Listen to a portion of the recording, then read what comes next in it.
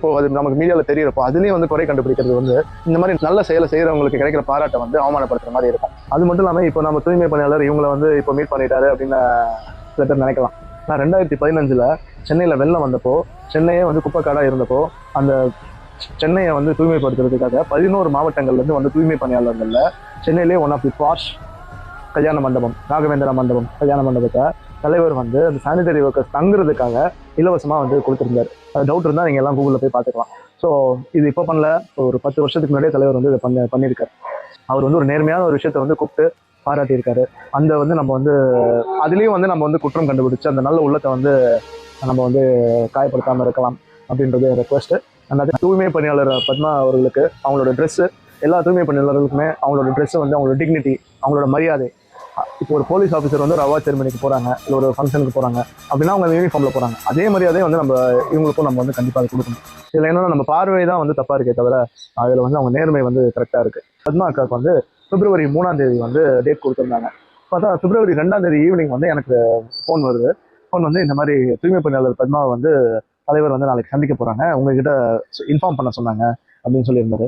தலைவர் வந்து பாருங்கள், நான் ஆல்ரெடி அவரை சந்திச்சிட்டேன். அது நாளைக்கு அவங்க சொல்லியிருக்காரு, நீங்கள் தான் ஃபஸ்ட்டு போய் அவங்க வந்து மீட் பண்ணியிருக்கீங்க.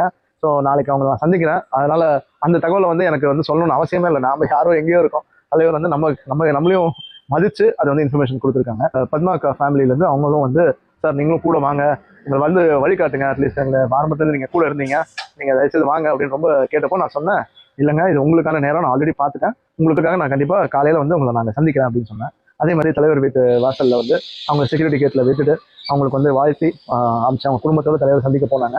ஸோ வெளியே காத்துட்டு இருந்தோம். ஒரு அரை மணி நேரங்கள் வெளியே வந்து தலைவரை பார்த்தாச்சு அப்படின்ற மாதிரி, ரொம்ப நன்றி சார் அப்படின்னு ரொம்ப ஒரு சொல்கிறது திருப்பதி தரிசனம் முடிச்சுட்டு வந்த மாதிரி, பெருமாள் தரிசனம் முடிச்சுட்டு வந்த மாதிரி அவ்வளோ சந்தோஷமாக இருந்தாங்க. தலைவர் வந்து அவங்களுக்கு வந்து தங்கச்சங்கிலியும் மாதம் 10,000 ரூபாய் உதவித்தொகை லைஃப் லாங் வாழ்க்கை ஃபுல்லாக அவங்களுக்கு மாதம் 10,000 ரூபாய் வர மாதிரியும் அரேஞ்ச் பண்ணியிருக்காங்க. ஸோ இந்த சந்திப்பு வந்து நடந்துச்சு. ஸோ இதில் என்னென்னா எல்லாரும் மெஜாரிட்டி பேர் என்ன நினைக்கிறாங்க, நான் தான் வந்து கூட்டு போயிருக்கேன் அவங்க 2 பேரையும் அப்படின்னு நினைக்கிறாங்க. பட் உண்மை என்னென்னா அந்த அக்கா உண்மையாக நேர்மையாக இருந்ததுனாலையும் மதுரை ரஜினிசேகர் அண்ணா செல்ஃப்லெஸ் சர்வீஸ் பண்ணதுனாலையும் அவங்களுக்கு வந்து இந்த வாய்ப்பு கிடைச்சிருக்கு.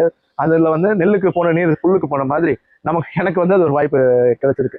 மற்றபடி வந்து நமக்கு வந்து அந்த அளவுக்கு ஆக்சஸ்லாம் கிடையாது யாரையும் கூட்டு போகிறதுக்கு. நான் போகிறதுக்கு எனக்கு ஆக்சஸ் கிடையாது. ஸோ இங்கே என்னென்னா நான் ரியலைஸ் பண்ணுறது என்னென்னா, நம்ம எதிர்பார்ப்பு இல்லாமல் உண்மையாக நேர்மையாக ஒரு விஷயத்தை பண்ணிகிட்டே இருக்கப்போ அதுக்கான பலன் வந்து கண்டிப்பாக ஒரு நாள் வந்து இறைவன் கொடுக்குறார். தலைவர் வந்து அதை பண்ணுறாரு அப்படின்றது எனக்கு பிலீஃப் ஆகுது. தலைவரே ஒரு ஸ்பீச்சில் சொன்ன மாதிரி நம்ம எல்லாரும் நம்மளோட வாழ்க்கையில் வந்து முன்னேறி முன்னுக்கு வந்து அதன் மூலமாக நிறைய பேருக்கு வந்து பயன்படுற மாதிரி நம்ம வாழ்க்கை இருந்துச்சுன்னா கண்டிப்பாக அது வந்து தலைவருக்கு வந்து மிக பெருமையாக சேர்க்கும். இப்போ பார்த்தீங்கன்னா இப்போ நம்ம ஃபோட்டோ எடுக்கும்போது தலைவருக்கு வந்து